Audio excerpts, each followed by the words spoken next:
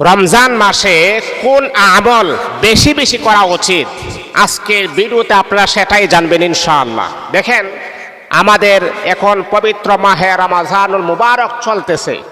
এই মাসটা হচ্ছে একটা বরকতপূর্ণ মাস। এই মাস হলো কোরআন নাজিলের মাস। আর এই মাসে যদি আপনি আপনার নিজের গুনাহটাকে হালকা করাইতে না পারেন, নিজের গুনাহটাকে মাফ না করাইতে পারেন, তাহলে আপনার মতো হতবাগার কপাল পোড়া আল্লাহর জমিনের ভিতর আর দ্বিতীয় কেউ হতে পারে না।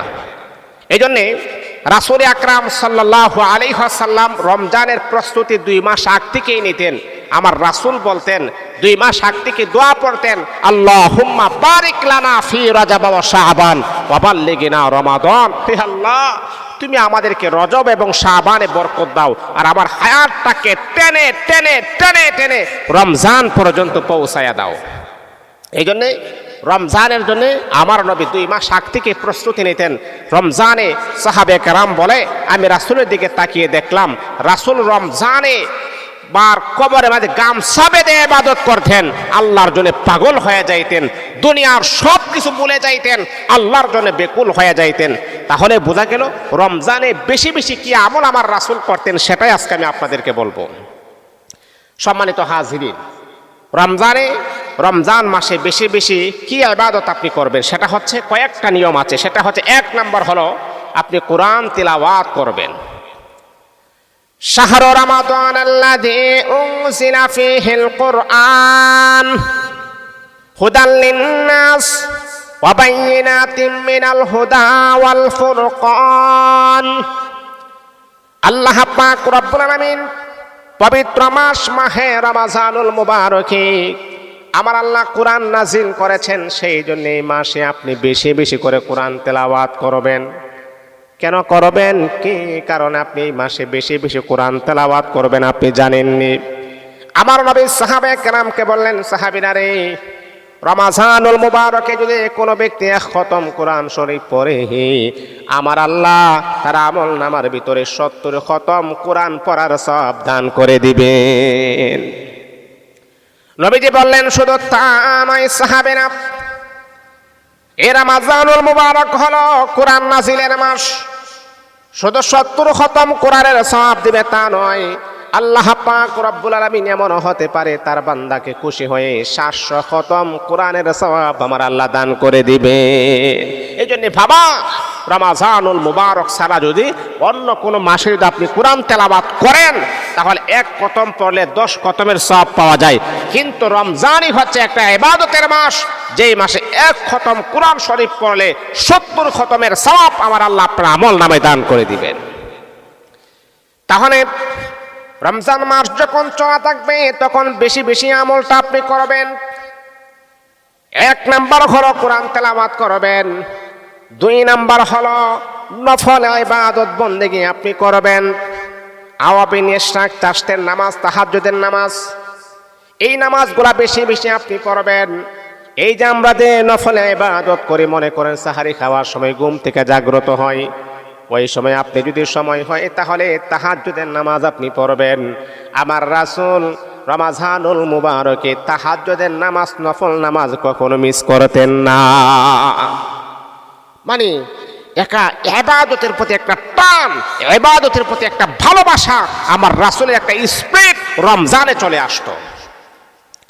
সাহাবায়ে কেরাম বলে, পৃথিবীর মানুষেরা, তোমরা পৃথিবীর যে কোনো প্রান্তে থাকো না কেন, আমার রাসূলকে আমরা দেখেছি রমজান যখন চলে আসে, আমার রাসূলকে আমরা দেখেছি রমজানে এত বেশি ইবাদত করতেন, এত বেশি ইবাদত করতেন, এত বেশি আল্লাহ পাক রব্বুল আলামিনের গোলামি করতেন। অন্য কোনো মাসে আমার নবীকে এত বেশি ইবাদত করতে আমরা কখনো দেখি নাই।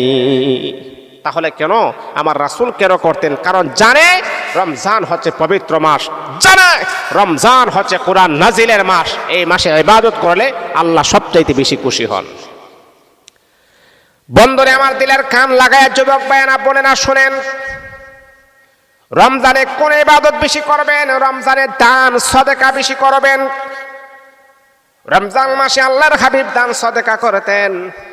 নবীজি এমন হয়েছে যখন কোনো ব্যক্তি যখন আল্লাহর হাবিবকে বলতেন, ইয়া রাসূলুল্লাহ আপনি আমাকে কিছু দেন, আমার নবীজি তার পকেটে হাত দিয়া দেখে এই পকেটে কোনো টাকা নাই, বাম পকেটে হাত দিয়া দেখে কোনো টাকা নাই। তখন নবীজি একজন সাহাবীর কাছ থেকে দাঁড় নিয়ে পর্যন্ত ভিক্ষুককে তিনি দিতেন, কারণ আমার নবীজি কোনো ভিক্ষুককে খালি হাতে ফেরত দিতেন না। আর আমাদের কাছে টাকা থাকলো বলি নাই। আহা, কত মানুষকে দেখি টাকা গনতেছে, জনমের মতো গনতেছে, তার কাছে বাংতি পর্যন্ত আছে, 5 টাকা 2 টাকা নোটও আছে, বলে ভাই কিছু দেন, নাই না, মানে জীবনে দেখা যায় সে টাকা দেখছি না। আল্লাহ আপনাকে স্বাবলম্বী করেছেন, আল্লাহ আপনাকে টাকা পয়সা দিয়েছেন, ইচ্ছে করলে আমার আল্লাহ আপনাকে ভিক্ষুকের মতো বানাতে পারতেন, আর ভিক্ষুকে আপনার আসনে পৌঁছায় দিতে পারতেন, কিন্তু আমার আল্লাহ সেটা করেন নাই। আমার আল্লাহ আপনাকে আপনার জায়গাতে রেখেছেন, সেটাই হচ্ছে আপনার জন্য পরীক্ষা। বান্দা, এই মানুষটা আপনার কাছে চেয়েছে, বাংতি টাকার পরও না করেন, আপনি হচ্ছেন অকৃতজ্ঞ বান্দা। তাহলে আমার বন্ধুগণ শোনো, রমজান মাসে বেশি বেশি আপনি দান সদকা করবেন, অসহায় গরিব মিসকিনদেরকে দান করবেন, এমনকি আপনি আপনার মালের যাকাত পর্যন্ত প্রদান করবেন, গরিবদেরকে আপনি দিবেন। তারপরে হলো রমজানুল মুবারকে আপনি আরেকটা কাজ আপনি বেশি বেশি করবেন, সেটা হলো আপনি লাইলাতুল কদর আপনি তালাশ করবেন। বেজোর সংখ্যা না যখন চলে আসবে তখন আপনি লাইলাতুল কদর তালাশ করবেন, বেশি বেশি আপনি বেজোর সংখ্যাতে ইবাদত করবেন। এই আমার বন্ধু, শুধু তা নয়, আল্লাহর হাবিব বিশ্বনবী মুহাম্মাদুর রাসূলুল্লাহ সাল্লাল্লাহু আলাইহি ওয়াসাল্লাম বলেন, রমজানুল মুবারকে বেশি বেশি করে তোমরা দোয়া এবং ইস্তেগফার পড়বা, জিকির করবা। জিকির বাড়ি হলো সুবহানাল্লাহ বেশি বেশি পড়বেন, আলহামদুলিল্লাহ বেশি বেশি পড়বেন, লা ইলাহা ইল্লাল্লাহ বেশি বেশি পড়বেন, আল্লাহু আকবার বেশি বেশি করে এমন জিকিরগুলো আপনি পড়বেন। এই জিকিরগুলো আপনি পড়বেন, দোয়া করবেন, দোয়া করবেন, আল্লাহ পাকের কাছে ইস্তেগফার আপনি পড়বেন, আস্তাগফিরুল্লাহ আস্তাগফিরুল্লাহ আস্তাগফিরুল্লাহ আস্তাগফিরুল্লাহ, আল্লাহ তুমি আমাকে মাফ করে দাও। এই জিকিরগুলো আপনি করবেন, আল্লাহর কাছে মুনাজাতের মাধ্যমে চোখের পানি ছেড়ে দিয়ে কান্না করবেন, আল্লাহ তুমি আমাকে মাফ করে দাও, আল্লাহ তুমি আমাকে ক্ষমা করে দাও, আল্লাহ তুমি যদি আমাকে মাফ না করো তাহলে কার কাছে আমি যাব? আল্লাহর কাছে নিজের জীবনের গুনাহের জন্য অনুতপ্ত হবেন, তওবা করবেন, আল্লাহ তাআলার কাছে আপনি মাফ চাইবেন। এই রমজানে এই ইবাদতগুলো আপনি বেশি বেশি করবেন, আল্লাহ পাক রমজানে আপনাকে আমার আল্লাহ পবিত্র করে দিবেন, আপনার জিন্দেগির গুনাহ মাফ